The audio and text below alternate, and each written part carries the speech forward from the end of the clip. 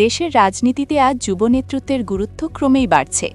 আম আদমি পার্টির পাঞ্জাবের যুব সাংসদ রাঘব চাড্ডা ইতিমধ্যেই জাতীয় স্তরে এক পরিচিত মুখ। সংসদে সক্রিয় অংশগ্রহণ, নীতি সংক্রান্ত বিতর্কে স্পষ্ট বক্তব্য এবং যুব সমাজকে রাজনৈতিকভাবে সচেতন করার ক্ষেত্রে তার ভূমিকা বহুবার সংবাদ শিরোনামে এসেছে। অন্যদিকে ত্রিপুরার বিশালগড় বিধানসভা কেন্দ্রেও যুব নেতৃত্ব নিয়ে নতুন আলোচনা শুরু হয়েছে। ভারতীয় জনতা পার্টির বিধায়ক সুশান্ত দেবকে ঘিরে স্থানীয় স্তরে মানবিক ও জনসংযোগমূলক কর্মকাণ্ডের নানা উদাহরণ সামনে আসছে। বর্তমান সময়ে শুধু নির্বাচনে জয়ী হলেই নেতা হওয়া যায় না, জনগণের সুখ দুঃখে পাশে দাঁড়ানোই প্রকৃত নেতৃত্বের পরিচয়। স্থানীয় সূত্রে জানা যাচ্ছে, বিশালগড় এলাকায় বিভিন্ন সামাজিক ও জনকল্যাণমূলক উদ্যোগে বিধায়কের সরাসরি উপস্থিতি দেখা গেছে। অসুস্থ মানুষের খোঁজ নেওয়া, স্থানীয় সমস্যায় প্রশাসনিক দপ্তরের সঙ্গে সমন্বয় করা, শিক্ষা ও যুব উন্নয়নমূলক কর্মসূচি ত্রামসুধাহন এসব কারণে তিনি আলোচনায় উঠে এসেছেন। বিশালগড় এলাকা অতীতের রাজনৈতিক উত্তেজনা, গোষ্ঠী কোন্দল ও নেশা সংক্রান্ত সমস্যার জন্য সংবাদ মাধ্যমে এসেছে। এমন প্রেক্ষাপটে ধর্ম, বর্ণ বা রাজনৈতিক বিভাজন ভুলে মানুষের পাশে থাকার বার্তা স্থানীয়দের মধ্যে ইতিবাচক প্রভাব ফেলছে বলে বাজার, হাট ও চায়ের আড্ডায় আলোচনা শোনা যাচ্ছে। রাজনৈতিক বিশ্লেষকদের মতে, যুব নেতৃত্ব তখনই কার্যকর হয় যখন তা মাঠ পর্যায়ে প্রতিফলিত হয়।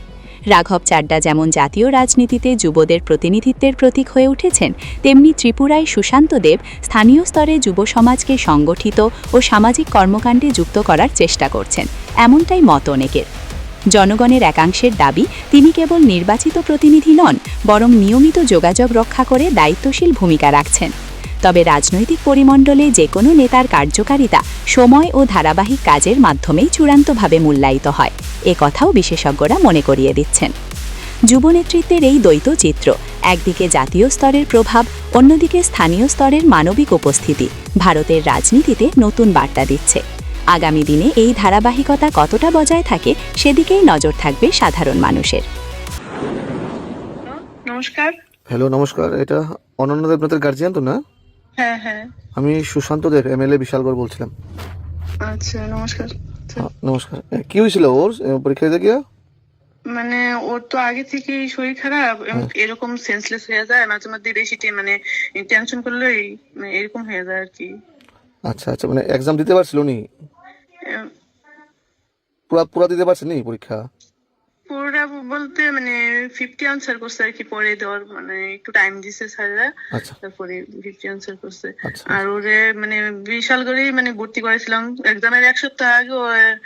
শরীর খারাপ ছিল, তো পরীক্ষার কারণে বাইরে নিয়ে যেতে পারি না আর কি, বাইরে দেখানোর ইচ্ছা আছে আর কি, তো নিয়ে দিল তুই ডাক্তারি দেখামু আর কি, বুঝছেন? আচ্ছা আচ্ছা আচ্ছা। এখন কেমন আছে? বাড়িতে তো? হ্যাঁ হ্যাঁ, বাড়িতে একটু দুর্বল, অনেকটা দুর্বল। ঠিক আছে, খেয়াল রাখেন। কোনো দরকার লাগলে এটা আমার নাম্বার, ফোন করেন। আর আমি বাড়িতে আমি তো ওয়েস্ট বেঙ্গল আসি, বাড়িতে আমি দেখা করবো। হ্যাঁ, আচ্ছা ঠিক আছে। ঠিক আছে। নমস্কার। হ্যাঁ, নমস্কার নমস্কার নমস্কার। আচ্ছা।